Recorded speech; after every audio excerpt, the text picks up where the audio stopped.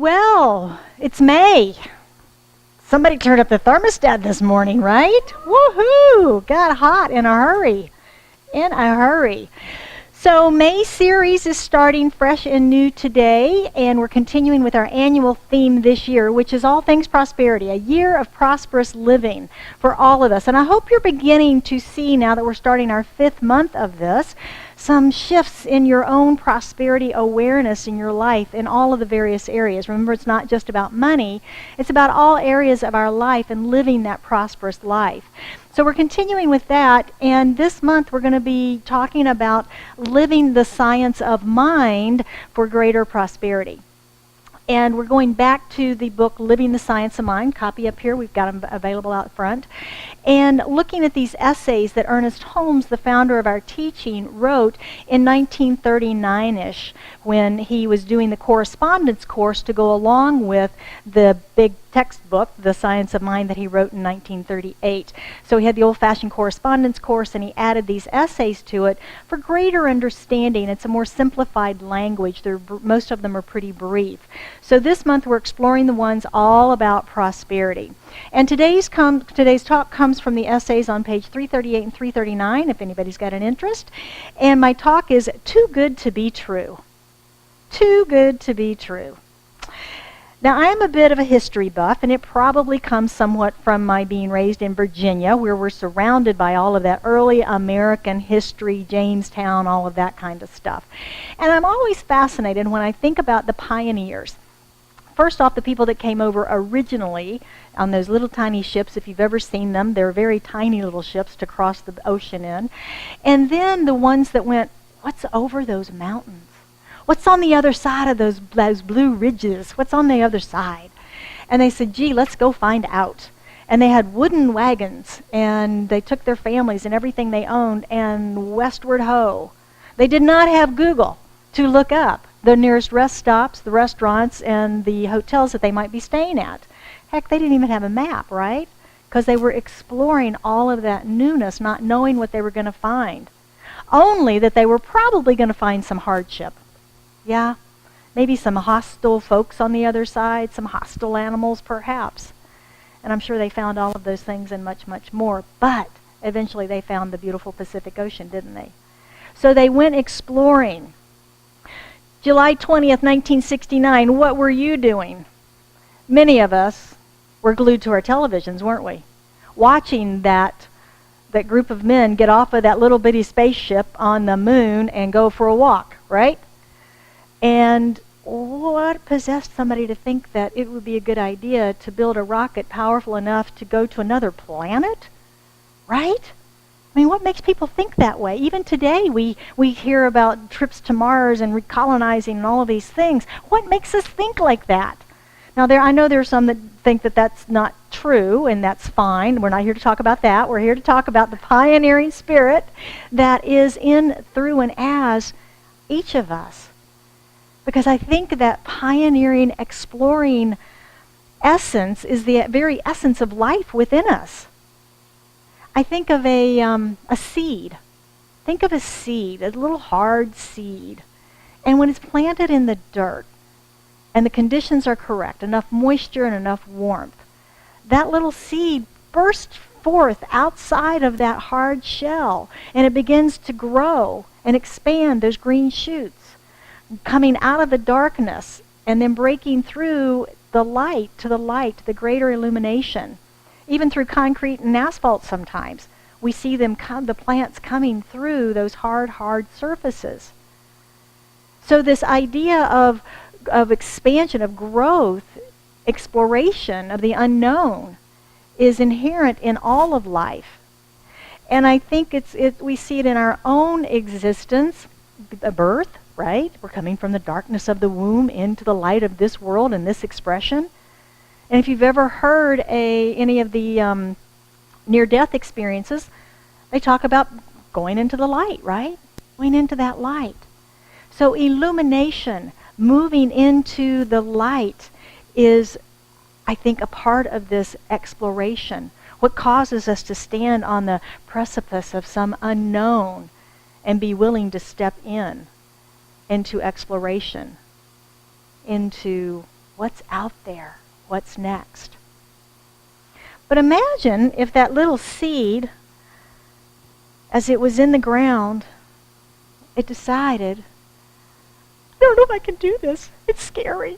It's dark. I don't know what I'm going to find. I'm just not, right? Questioning its own magnificence. Now, it's funny to think about a seed having that thought and conversation, right? But we do that. We, as human beings, with our own magnificence, the creativity, the wisdom that we have, doubt, don't we? We sometimes doubt.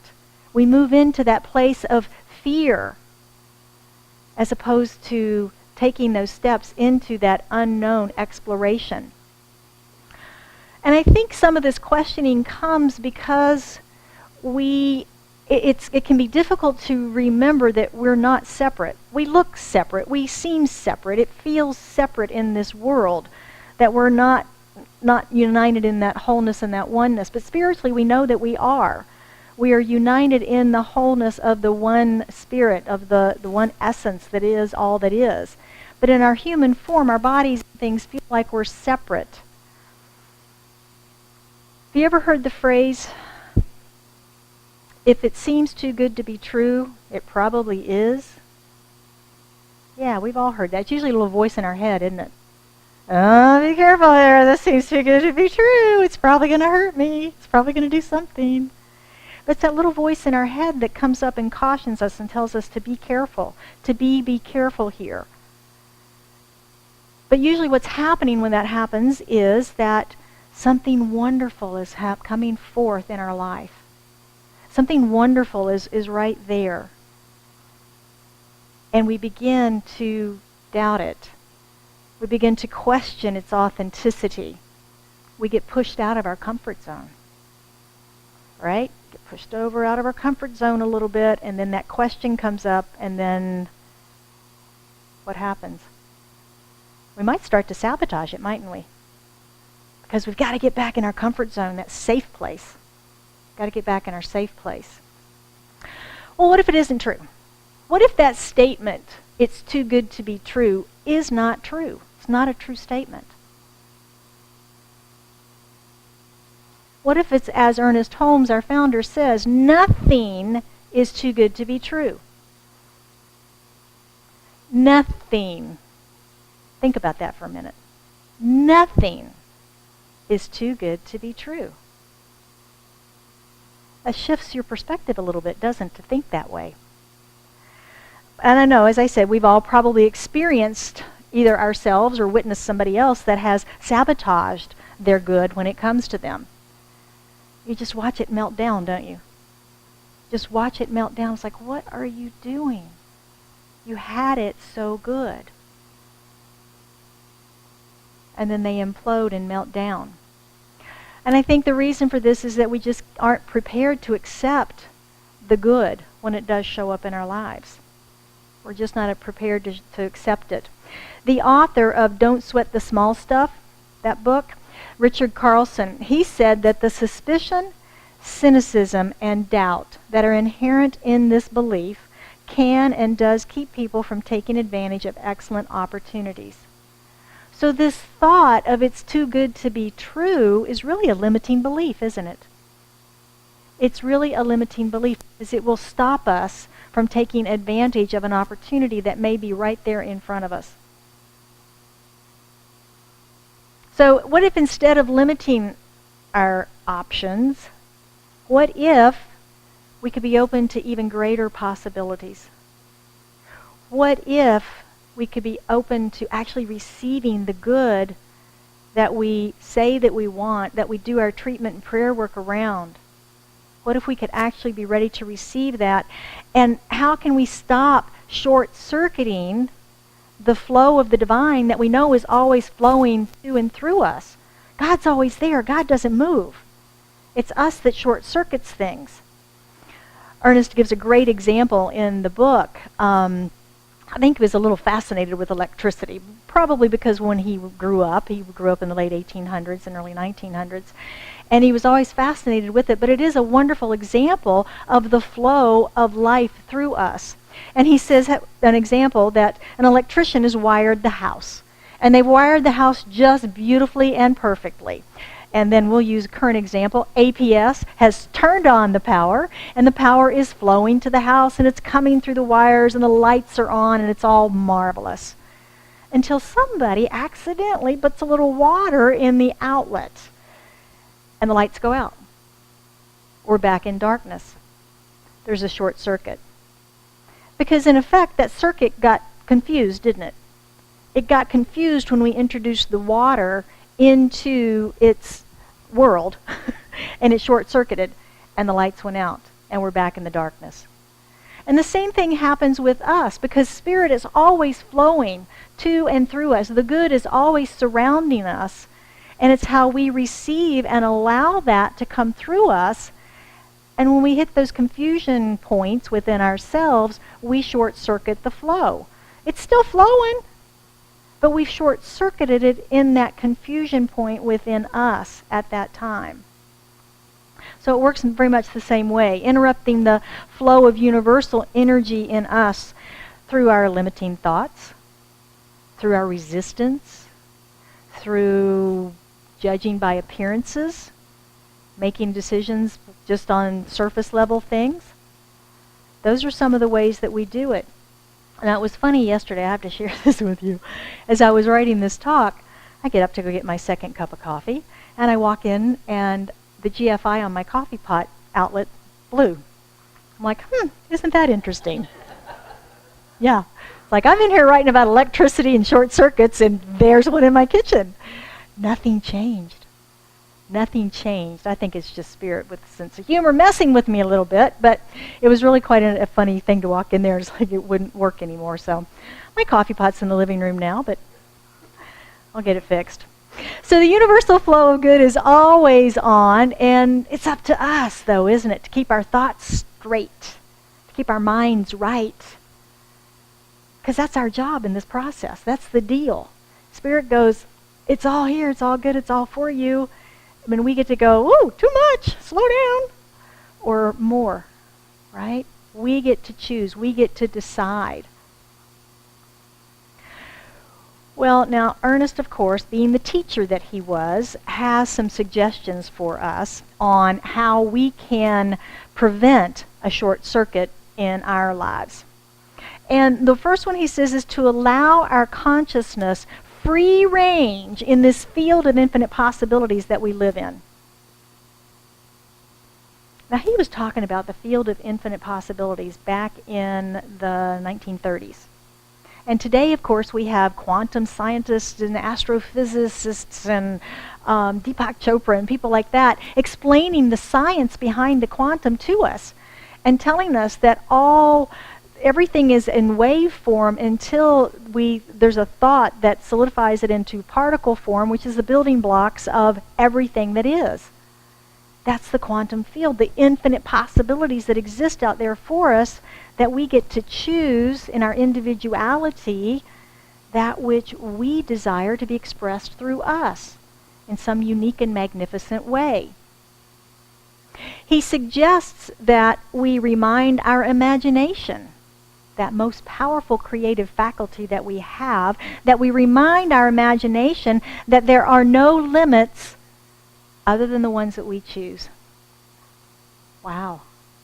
No limits other than the ones that we choose. And that's very true. The best example I can think of is the reverse, the negative. When we use our imaginations in worry. Anybody worry? Oh my gosh, this is what they meant, this is what they said, this is what I think happened, and oh my gosh, this is what's going to happen over there, and it's going to be so this, and it's going to be, I got to be prepared, I got to worry. It's all imagination, isn't it? Because we're making stuff up about what could maybe happen, and we've gone to the dark side and looking at all the bad things that could happen, as opposed to making up that better story and looking at life the way Spirit looks at life as win-win. God plays no favorites. It's all win-win. Everybody wins. So when we can look at situations in our life and look at life that way and make up those better stories and get out of worry and get into using our imagination to create a better world for ourselves, we then begin to experience that world around us. Holmes tells us to remember that mind or spirit, God, is infinite. Infinite's hard. It's big. It's bigger than big. However big you think it is, keep going. It's really difficult for us in our human capacity, in this limited form that we have, to get a concept truly of what infinite is. Because it's unlimited. It just keeps going. You know, you go to the unlimited refill drink at the dinner thing, they're going to run out, right? There's not a truck and the factory and all that stuff sitting out there to keep supplying it. It's going to run out. And that's the way our minds work. Spirit doesn't run out. It's unlimited. It's infinite. It keeps going. It keeps going. So ways that we'll look at a little bit in a little bit, the ways that we can begin to expand that awareness and expand our consciousness of the infinite. And just what that means to us to be a part of that.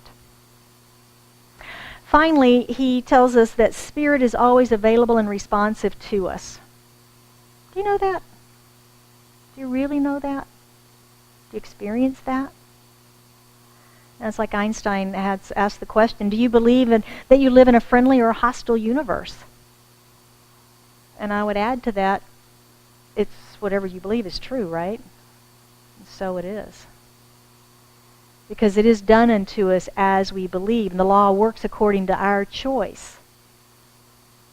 And my belief is that we are in a friendly universe that loves and supports us at all times, if we allow it. Anybody else a control freak or former control freak or recovering control freak? Oh, come on. Yeah. We think we have to control everything in our environment. But it's so not true. When we can let go and let God, you've heard that saying, right? It's a cliche, but it's true. Life shows up for us in magnificent ways. And I know many of you have stories about how the universe has shown up in your life and supported you when maybe things looked really, really dark and things were not happening to your liking, and yet you saw on the other side when you came out of that why you needed those steps to get here to make a better decision, to have a better outcome. I've got a friend that I've been supporting for years and creating a relationship in her life. And she got to the point finally where she said, you know, I don't care how many frogs I got to kiss. I'm going to find my prince, and I'm going to keep kissing frogs, and it's the way it's going to be. And it was really interesting to see her clarity finally step up to that level of consciousness that there was no doubt. And she didn't care what broken glass she had to walk over to get there. Her clarity was there, and she was totally committed to her vision of what it was going to be. And as she said, I kissed enough frogs to know what I really, really wanted in my prince. And today she has that. Today she has that.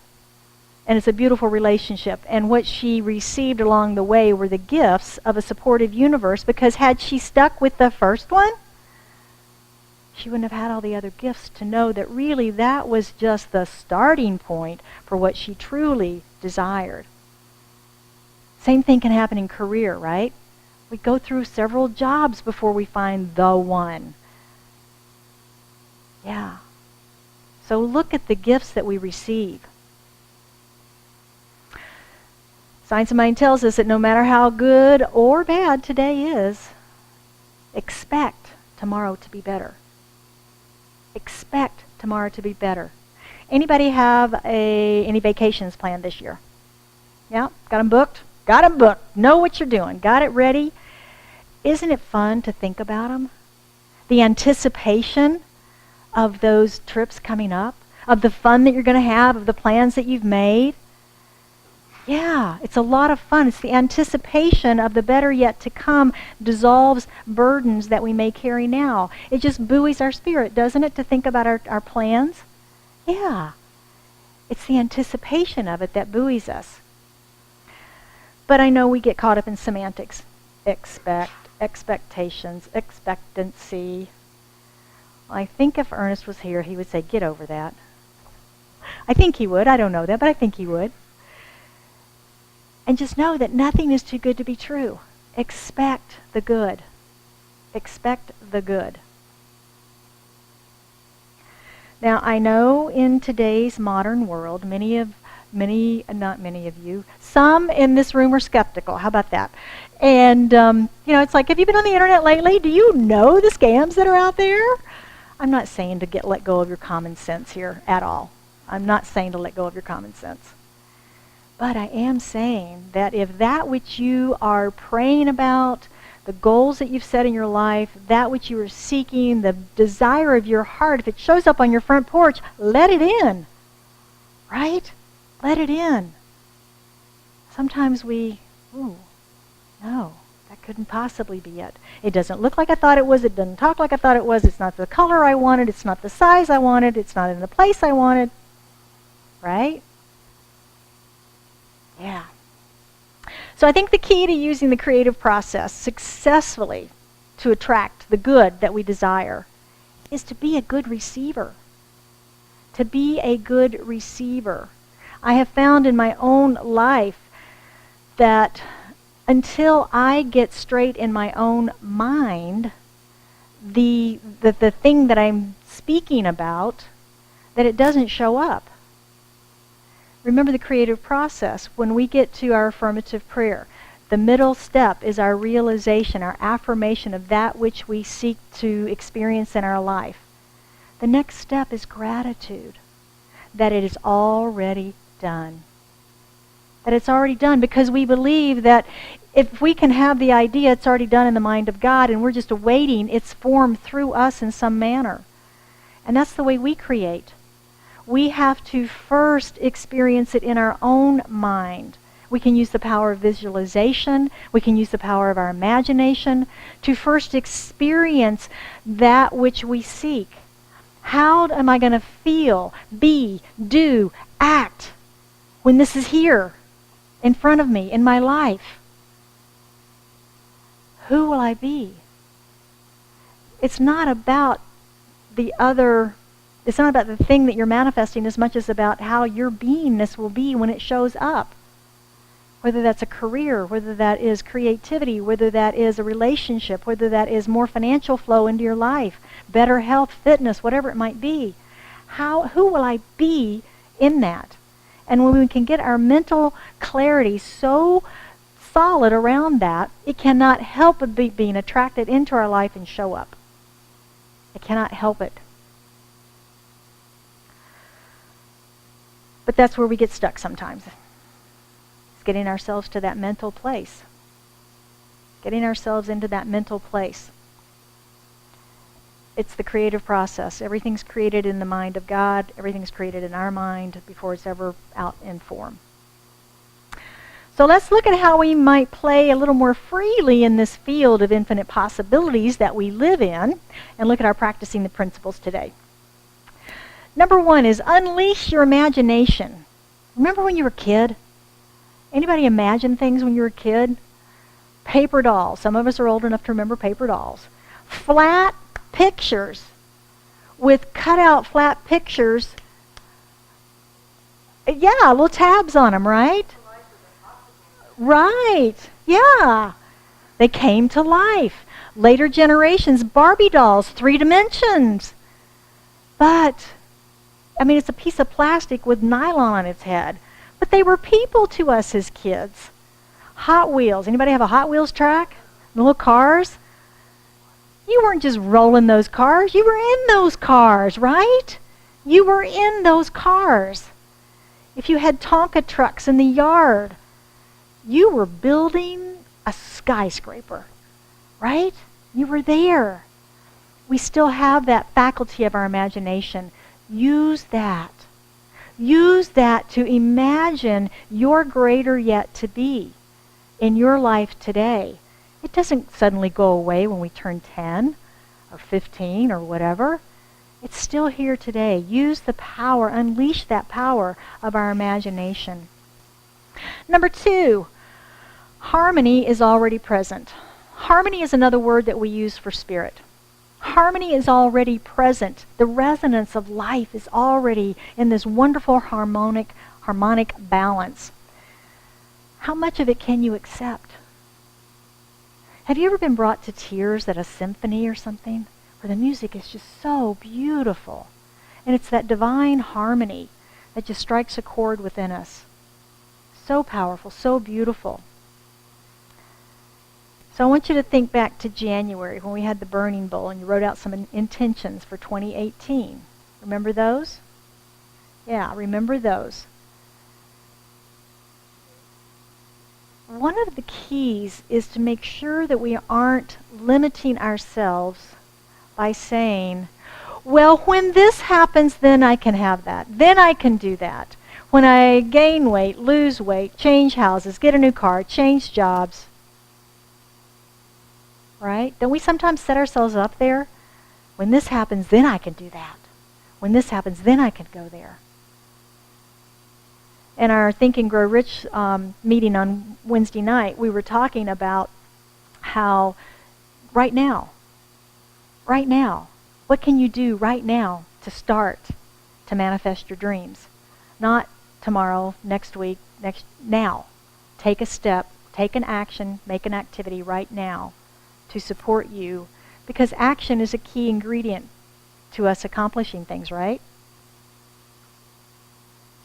So the other piece of that is to affirm every day that which you are seeking.